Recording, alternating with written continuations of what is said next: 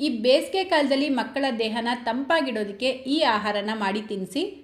8 ತಿಂಗಳ ಪಾಪುಯಿಂದ ಹಿಡಿದು ಎಲ್ಲ ವಯಸ್ಸಿನ ಮಕ್ಕಳಿಗೂ ಮಾಡಿ ತಿನ್ನಿಸ್ಬೋದು. ಅಂದರೆ 2 ವರ್ಷ 3 ವರ್ಷ ಇರತ್ತಲ್ವ, ಆ ಮಕ್ಕಳಿಗೂ ಈ ಆಹಾರನ ಮಾಡಿ ತಿನ್ನಿಸ್ಬೋದು. ಸೊ ಬನ್ನಿ ಮಾಡೋದು ಯಾವ ರೀತಿ ಅಂತ ನೋಡೋಣ.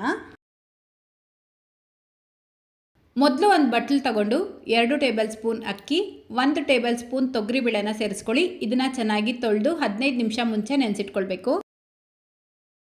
ಈಗ ಗ್ಯಾಸ್ ಸ್ಟವ್ ಮೇಲೆ ಒಂದು ಪ್ರೆಷರ್ ಕುಕ್ಕರ್ ಇಟ್ಕೊಂಡು ಅರ್ಧ ಟೀ ಸ್ಪೂನ್ ತುಪ್ಪ ಸೇರಿಸ್ಕೊಳ್ಳಿ. ತುಪ್ಪ ಬಿಸಿಯಾಗಿದ್ದ ತಕ್ಷಣ 1/4 ಟೀ ಸ್ಪೂನ್ ಜೀರಿಗೆ ಸೇರಿಸ್ಬಿಟ್ಟು ಇದರ ಜೊತೆಗೇ 2 ಎಸಳು ಬೆಳ್ಳುಳ್ಳಿನ ಸಣ್ಣ ಸಣ್ಣದಾಗಿ ಕಟ್ ಮಾಡಿ ಸೇರಿಸ್ಕೊಳ್ಳಿ.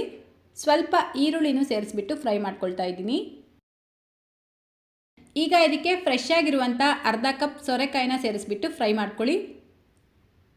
ಸೋರೆಕಾಯಿ ಸಿಪ್ಪೆನ ತೆಗೆದುಬಿಟ್ಟು ಒಳಗಡೆ ಇರುವಂಥ ಬೀಜ ಬಲ್ತಿದ್ರೆ ಮಾತ್ರ ತೆಗೆದುಬಿಟ್ಟು ಈ ರೀತಿ ಸಣ್ಣ ಸಣ್ಣದಾಗಿ ಕಟ್ ಮಾಡಿ ಸೇರಿಸ್ಕೊಳ್ಬೇಕು.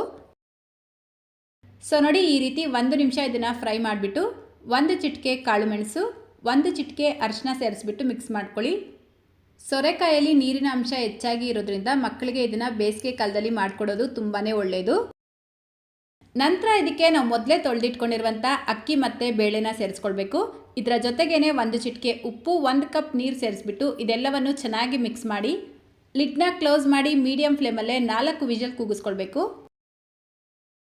ನೋಡಿ, ಕರೆಕ್ಟಾಗಿ 4 ವಿಷಲ್ ಕೂಗಿಸ್ಕೊಂಡು ಕುಕ್ಕರ್ ಪೂರ್ತಿಯಾಗಿ ಪ್ರೆಷರ್ ರಿಲೀಸ್ ಆದಮೇಲೆ ಲಿಡ್ ಓಪನ್ ಮಾಡ್ಕೊಳ್ಬೇಕು.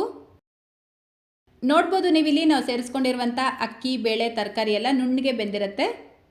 ಈಗ ಇದನ್ನು ಒಂದು ಮ್ಯಾಶರಿಂದ ಚೆನ್ನಾಗಿ ಮ್ಯಾಶ್ ಮಾಡ್ಕೊಳ್ಬೇಕು.